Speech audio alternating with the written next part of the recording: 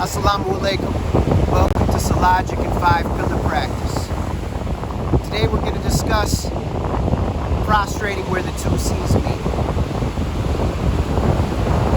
Think a little bit about Surah Al-Kahf and how it connects to our current context and our prayer as contemplation practice. In previous episodes we've discussed the importance of focusing on the body in the place where the bones settle into place, on being very mindful of the motion and stillness as we stand, bow, and prostrate in Salah. We've discussed the body as the place of prostration and the importance of observing the 7 bones within the context of the body as well as the place of contact. Today, let's discuss a little bit about Surah Al-Kahf. Now in Surah Al-Kahf, we know the story about Nabi Musa alayhi salam, his assistant, and the wise one who is very knowledgeable, that they meet at the place where the two C's meet.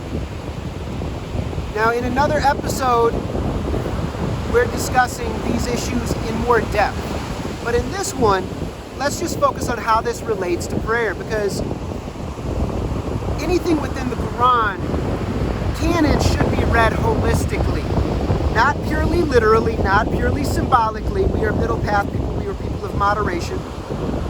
And we need to gather and sift as much data as possible in order to get closer to the truth of the matter. And too many people within our ummah are currently, and sadly, subliterate to reading the inner and the outer signs, and have too much of a focus on rote memory and a multiple choice version of reality where there has to be the correct answer, I should say, as opposed to many correct answers that can be read and understood in a way that gets us closer to a transformative experience that draws us near to Allah subhanahu wa ta'ala. So let's consider how what the two C's might mean in the context of prayer. So if you look around, you'll notice that we have a saline sea behind me. Surrounding us, we've got a sea of air as well as fresh water. Like the whole environment, it's containing fresh water and oxygen. So we've got a sea of air that we're living in, that we're walking through. We've got a saline sea, a saltwater sea directly behind us. Underneath us, we've got sand, but this is literally the earth. And so we've got a sea of soil. The sea of soil also, if you go and you explore the ecosystem a little bit more thoroughly, you will find that the soil contains moisture. Usually it's going to be fresh water, a freshwater sea. So clay is the meaning of a sea of soil and fresh water typically. Sometimes salt water, but so we've already got these seas outside and around us. Now in the context of the body, we contain salt water within our living water, and we've got fresh water. So we've got two seas within us and a sea of soil, a sea of clay. So it's like when you are going to make contact during prostration with your 7 bones, you have the meeting of the body with the earth. So the bodily context with the earth and the environmental context. You've got a sea of soil meeting a sea of soil. You've got a sea of sacred clay meeting a sea of sacred clay. Now the other point to consider is that we've got this sea of air around us, the sea of oxygen, which contains fresh water within it, I should say.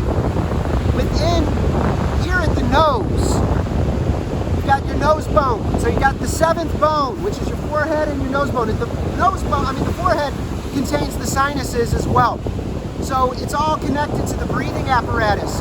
What we're doing when we are breathing in oxygen, we are releasing carbon dioxide.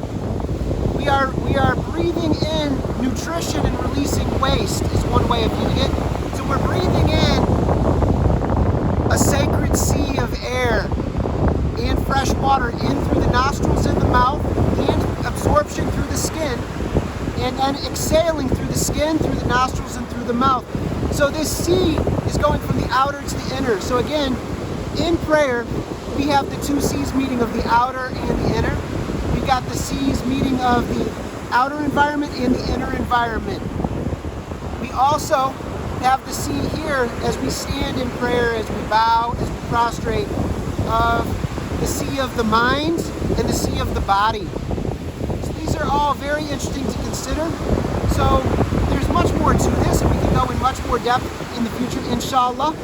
But for the time being, contemplate this. And then think about how this might open up new readings of Surah Al-Kahf, which is the surah that is specifically related to the times where actually the entire Quran is related to the apocalypse. And our Nabi, peace be upon him, is the prophet of the apocalypse. So he's given us key information for these times. So just consider and contemplate the body, the mind, and prostrate, because we are creations.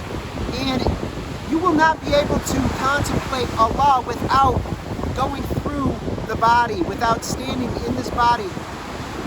So contemplate this as well. So these are some things to consider as we draw near to Allah. May you be successful in your prayer. May we be successful in our prayer.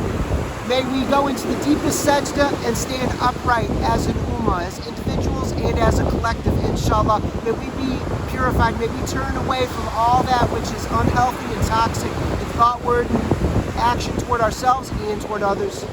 Until next time, assalamu alaikum wa rahmatullahi wa barakatuh.